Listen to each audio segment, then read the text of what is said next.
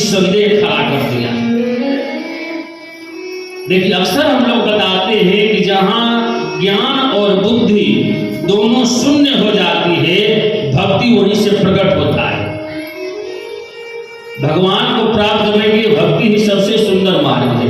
तो ज्ञान बुद्धि जब तक शून्य नहीं होगा, भक्ति मिलने वाला नहीं है। अगर ज्ञान है और बुद्धि है तो आप कहेगा कि ये खंभा है, और जो भक्त है कहेगा कि इस खंभा में भगवान है। अब प्रमाद देख नहीं, ये पत्थर से बना है, सीमेंट से बना है, ये खंभा है, लेकिन वो कहेगा कि नहीं इसमें मेरा भगवान है, तो भगवान को उस खंभा से आना पड़ेगा। जैसे आपको जब रांची जाना होगा तो आप रोड पर जाइएगा कि वो पत्थर होता है बड़ा सा, उस पर लिखा होता है Ranchi 40 kilometre, Ranchi 30 kilometre, Ranchi 5 kilometre. लेकिन शून्य जहां होगा शहर वहां होगा, जहां शून्य होगा वही शहर होगा। तो व्यक्ति को परमात्मा को प्राप्त करने के लिए शून्य होना पड़ता है, जीरो होना पड़ता है। मैं कुछ नहीं जानता, सब आप जानते हो। ऐसे शून्य हो जाता है तब ही भगवान की प्राप्ति होती है। तो सती मैया जो है वो दक्ष की पुत्री है, और दक्ष जो है वो ब्रह्मा के पुत्र है।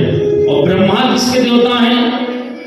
आप लोग इतने लोग यहाँ बैठे हैं, बहुत सारे लोगों से हम पूछेंगे कि भाई बुद्धि के देवता का क्या नाम है, तो बहुत लोग कहेंगे सरस्वती मैया है कि ना, सरस्वती जी। लेकिन बुद्धि के देवता कौन है? ब्रह्मा जी। बुद्धि के देवता कौन है? ब्रह्मा। ब्रह्मा ही बुद्धि के देवता हैं। ब्रह्मा जैसा चाहते हैं हमारा बुद्धि वैसा हो जाता है। ये जो हमारा शरीर है ना, शरीर के हर एक अंगों पर एक एक देवताओं का स्थान है। जैसे बुद्धि के देवता ब्रह्मा है, तो मन के देवता कौन है? आपसे कोई पूछेगा तो आप उसको दिमाग में नोट कीजिए। मन का जो देवता है उसका नाम है चंद्रमा। कौन है? चंद्रमा। चंद्रमा अगर आपकी कुंडली में नीचे हो जाएंगे, ऊपर हो जाएंगे, तो नीचे हो जाएंगे तो मन नहीं लगेगा, और ज्यादा ऊंच हो जाएंगे तो मन कहीं अस्थिर रहेगा नहीं। चंद्रमा मन के देवता चंद्रमा है। तो आंख के देवता कौन है? जो नेत्र है इसका देवता कौन है? उस देवता का नाम है भगवान सूर्य। कौन है? भगवान सूर्य। चंद्रमा मनसो जातक्षो सूर्यो आयायता। आंख का देवता कौन है? सूर्य। किसी का आंख खराब हो जाता है, कोई बालक के बचपन में आंखों से नहीं दिखाई दे रहा है, दृष्टि का दोष हो जाता है, नजर का दोष हो जाता है, ये सब सूर्य के चलते होता है। तो सूर्य किसके देवता है? नेत्र के। इसलिए अगर आप कोई वैदिक पूजा अनुष्ठान कराते हैं तो माताएं को ब्राह्मण देवता कहते हैं, दोनों हाथों में ऐसे जल लगाकर आंख को ऐसे किया जाता है, अंजन किया जाता है। सूर्य नेत्र के देवता है। अगर सूर्य नेत्र के देवता है तो जीभ के देवता कौन है? हाँ, जीभ के देवता कोई होंगे ना। तो जीभ के देवता, जैसे आप लोग कोई खट्टा चीज देखते हैं तो तुरंत जीभ पर पानी आता है कि नहीं, इसका कनेक्शन है। तो जीव के देवता कौन है?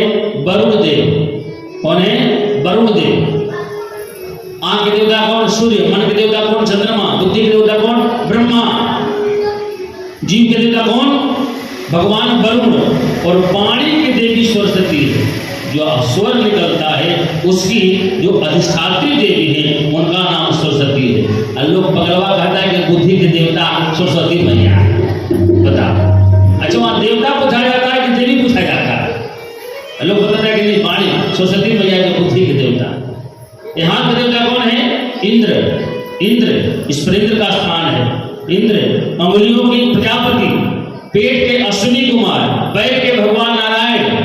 भगवान नारायण पैर में रहते हैं, इसलिए किसी का पैर का पूजा होता है, कपार का पूजा नहीं होता। मस्तक का पूजा होता है, वो पैर का पूजा होता है। क्यों? क्योंकि भगवान नारायण पालन का काम करते हैं, और पैर ऐसा है जो पूरे शरीर का अपने ऊपर वजन रखता है कि नहीं? चाहे इसको कांटा लग जाए, लेकिन ये आंख को, नाक को, पैर को, हाथ को नुकसान नहीं होने देगा। दिन सुबह धूप में, दोपहर में, रात्रि को ये पैर हमेशा अपने कर्म को करता रहता है। इसीलिए संतों ने कहा सबसे सेवक धर्म कठोरा। सेवा का जो कार्य होता है बड़ी कठिन होता है। सेवा सब कोई नहीं कर सकता। आप जाइएगा ना तो लोग आपको चंदा दे देंगे, लीजिए 2000, लेकिन देखिए हमको घूमने का टाइम नहीं है कि आपके साथ हम घूम के चंदा कटवाएंगे, लेकिन होता है ऐसा, लोग आपको 100 रुपये दे रहे, ले लीजिए, लेकिन देखिए हमको जाने का समय नहीं है, मेरा भी भगवान में लगा दीजिएगा। मतलब सेवा का जो भाव है सबसे नहीं हो सकता है, और सेवा का जो भाव सबसे बड़ी कठिन होता है। तो हमारे शरीर के हर एक अंगों पर एक एक देवताओं का स्थान शास्त्रों में वर्णन किया गया। तो ब्रह्मा किसके देवता है? बुद्धि का, और बुद्धि के हो प्रमाणवाद होता है। तो भगवान ने शंकर में कहा कि आपके पिताजी जो थे वो ब्रह्मा के पुत्र थे, इसलिए वो हर जगह अपना बुद्धि लगाते थे, और सती तुम भी दक्ष की पुत्री थी, इसलिए तुम भी जब कथा श्रवण करने के लिए गई तो अगस्त्य जी के ऊपर भी आपने अपना बुद्धि का प्रयोग किया। क्यों किया? कि अगस्त्य जी के पास जैसे लोग गए कथा श्रवण करने के लिए, भगवान शंकर और माता सती, तो भगवान अगस्त्य ने देखा कि आज भोलेनाथ मेरे यहाँ आए हैं, साक्षात जगत की माता सती मैया आई है, तो पूजे हो ऋषि अखिलेश्वर जाने, ये जगत के पिता हैं और जगत के माता, इसलिए ऋषि ने उनका पूजन किया। तो शंकर भगवान ने सोचा, परम उदार प्रभु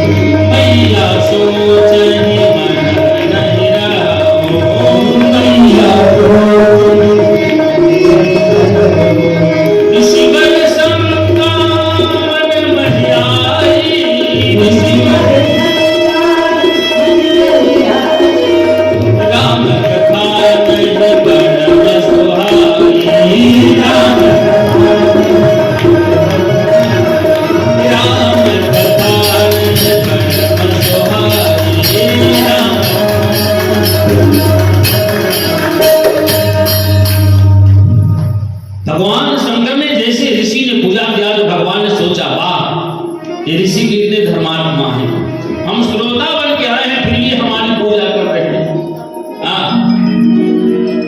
शंकर भगवान ये सोच रहे हैं, और मैया सती क्या सोच रही है कि लगता है कि साधु जी को जानकारी बड़ी कम है, इसलिए हम लोगों की पूजा कर रहे हैं। तो जिनके पास जानकारी नहीं, इनसे कथा सुनने से फायदा क्या होगा? कथा को नहीं सुनी। शंकर भगवान कहते देवी सती, हम लोग वहां से आगे बढ़े, हमने विधिवत महर्षि का पूजन किया, दक्षिणा दिया, कि कथा सुनने के बाद अगर कुछ नहीं उसको दिया जाएगा तो उसका भी बड़ी दोष हो जाता है, तो इसलिए हमने उनको दिया, दक्षिणा दिया। महर्षि बड़ी प्रसन्न होंगे, प्रभु आप मेरे घर आए, मेरे लिए सौभाग्य का विषय। अब रास्ते पकड़ के जैसे हम लोग आ रहे थे तो राम कृपा मन कर प्रभु चलो, राम मन संगास तीय सभयो,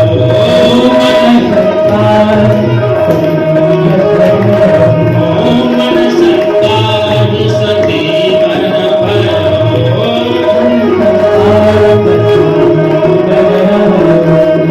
लीलाधर प्रभु लीला रचाए,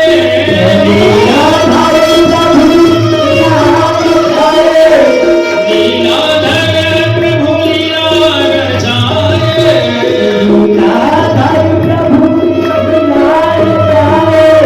मानव रूप धरि हरि आए,